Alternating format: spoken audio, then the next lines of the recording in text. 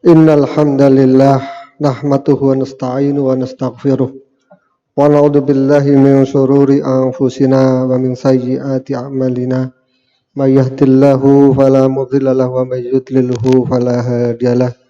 Asyhadu an la ilaha illallah wahdahu la syarikalah wa asyhadu anna Muhammadan abduhu wa rasuluh la nabiyya ba'dah.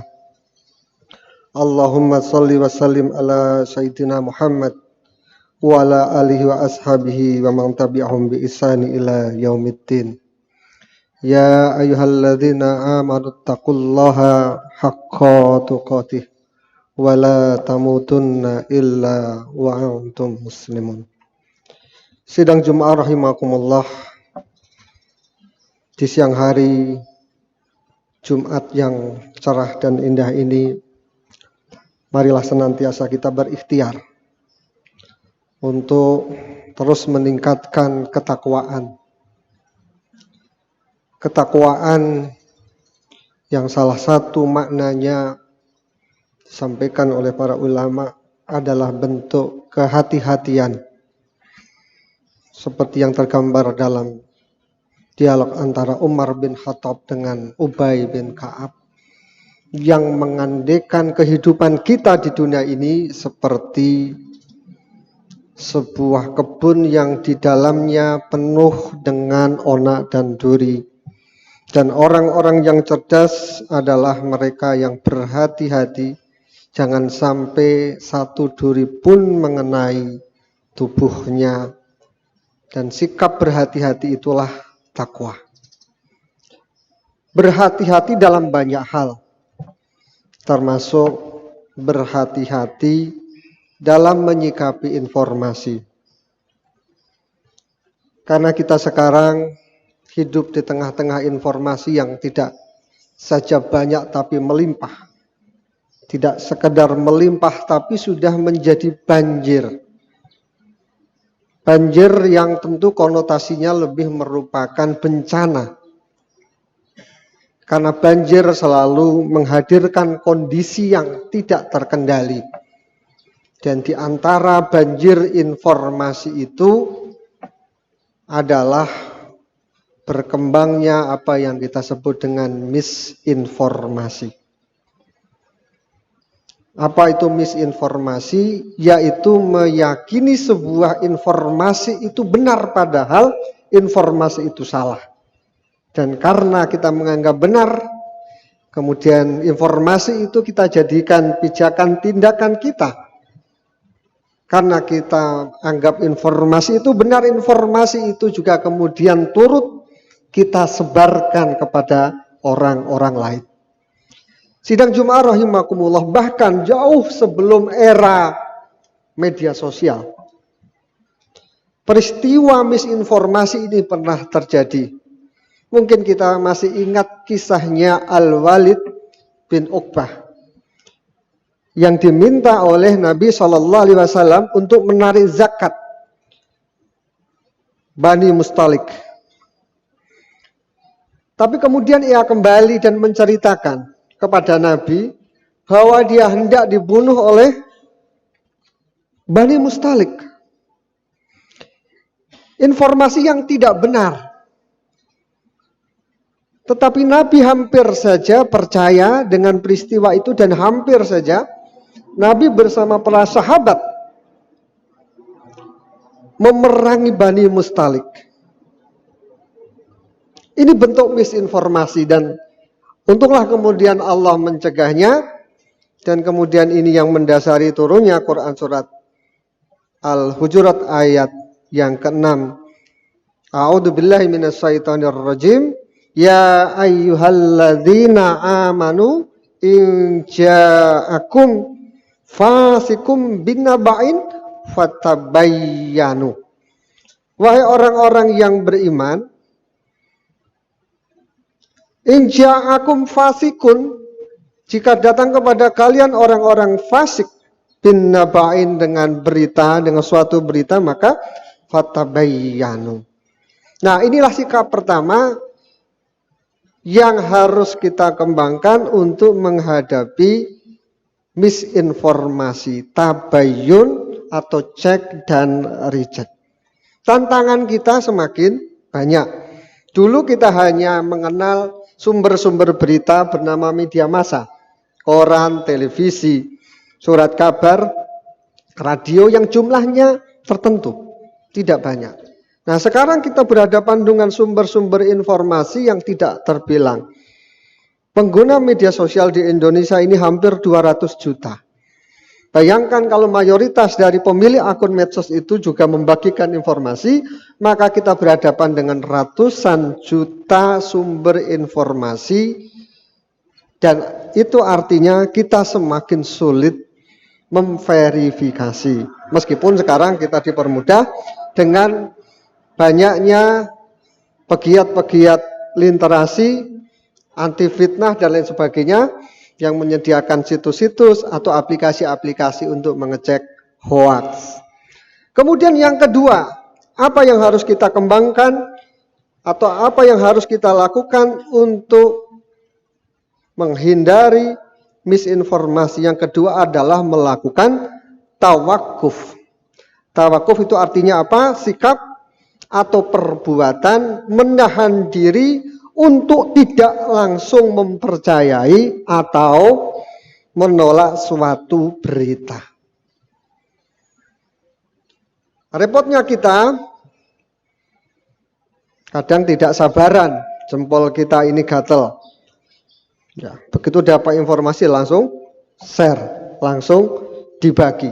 Padahal tidak mesti itu benar, atau informasi itu membuka peluang ketidakbenaran yang besar karena sumbernya tidak jelas.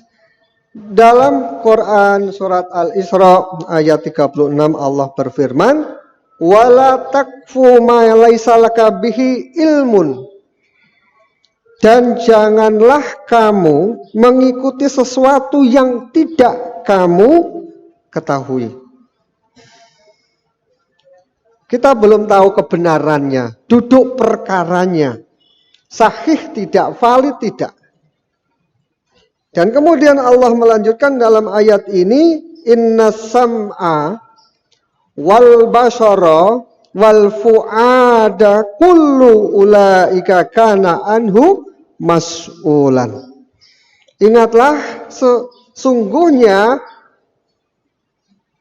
pendengaran, penglihatan dan hati, semua itu akan dimintai pertanggungjawaban.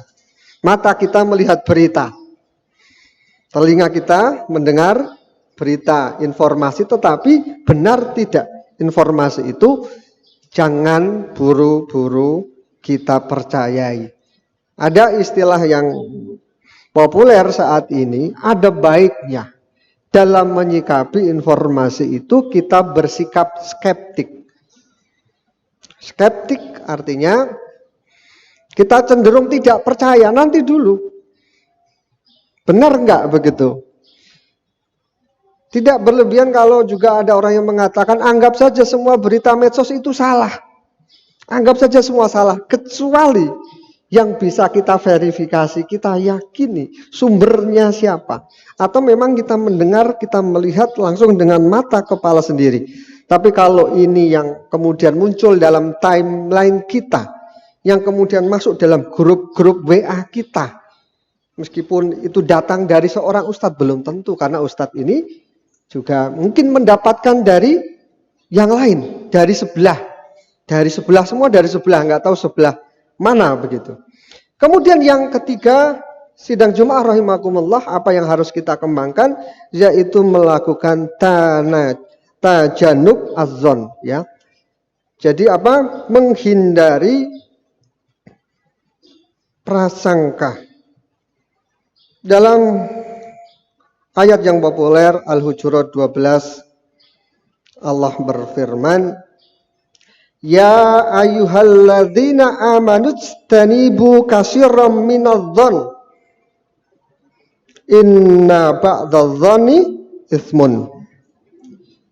Wahai orang-orang yang beriman, ya, ijtanibu, ya, ini fi'il amr, jauhilah kalian semua katsiran minadh-dhon, ya, sebagian besar dari prasangka. Prasangka ini membentuk keyakinan. Ada kaidah dalam bahasa Inggris, you will see what you want to see, begitu katanya. Kita akan melihat apa yang ingin kita lihat. Nah, ingin itulah yang dibentuk oleh prasangka. Kalau kita membenci seseorang, berita buruk tentang orang itu akan cenderung kita percayai. Kalau kita memuja seseorang, sebaliknya, berita baik tentang orang itu akan segera kita amini. Seorang filsuf dari Jerman, John Hart Gadamer, mengatakan prasangka itu adalah sumber makna. Interpretasi kita diarahkan oleh prasangka. Dan inilah rahasia kenapa Allah menyuruh kita untuk menjauhi dzon, prasangka buruk, karena prasangka, sebagian dari prasangka itu adalah ismun, di sini ya, adalah dosa. Sidang Jumat rahimakumullah. Kemudian apa yang keempat, yaitu menguatkan budaya literasi atau dalam bahasa kita iqra, membaca. Ayat pertama yang turun adalah ajaran bagi kita, himbauan, perintah bahkan bagi kita untuk membaca iqra. Iqra bismi rabbikal ladzi khalaq. Iqra tidak semata membaca aksara, membaca huruf, membaca buku, tetapi membaca fenomena, membaca peristiwa, membaca sekitar. Nabi buta huruf, tapi Allah perintahkan Nabi untuk iqra.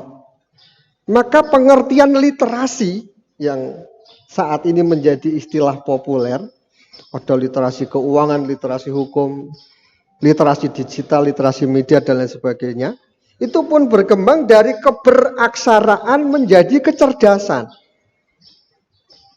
Ya memang orang yang mengenal aksara itu akhirnya mestinya menjadi pintar, menjadi cerdas.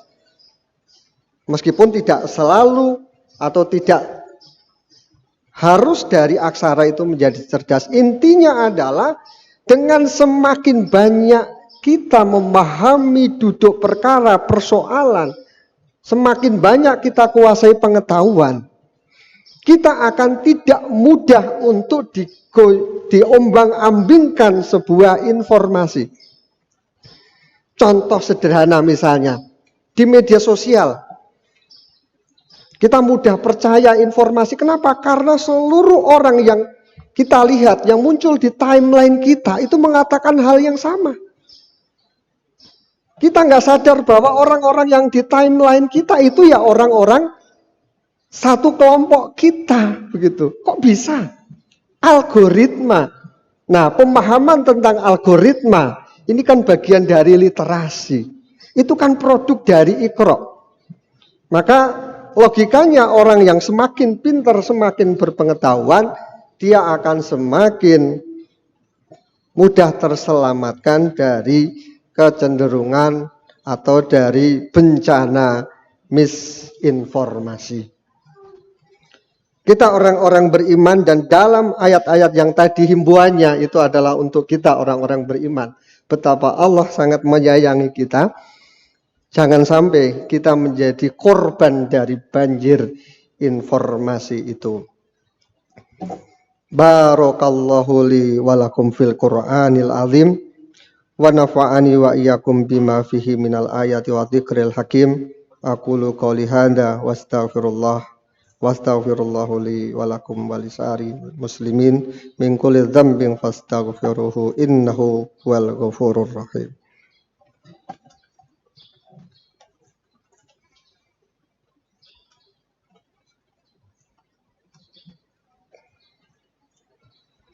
Alhamdulillahilladzi arsala rasulahu bil huda wa dinil haq liyudhhirahu 'ala dini kullih wa kafa billahi syahida.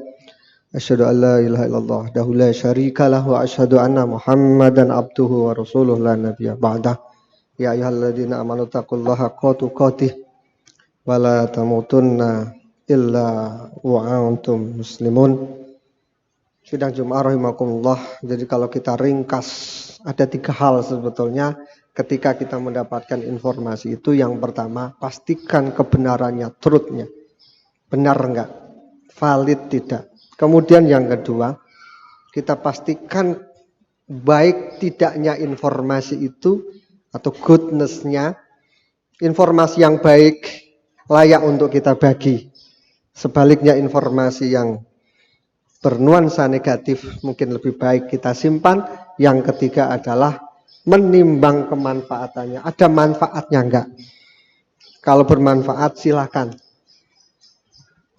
Jadi kuncinya pada 3 hal itu, kalau kita yakin itu benar adanya, kedua kita yakin sisi baiknya ada, dan yang ketiga kita yakin kebermanfaatannya, maka silahkan share.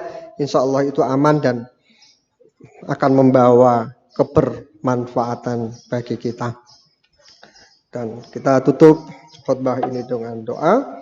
Allahumma gfir lil muslimina wal muslimat wal mu'minina wal mu'minat al ahya'i minhum wal amwat innaka sami'un qaribun mujibud da'wat.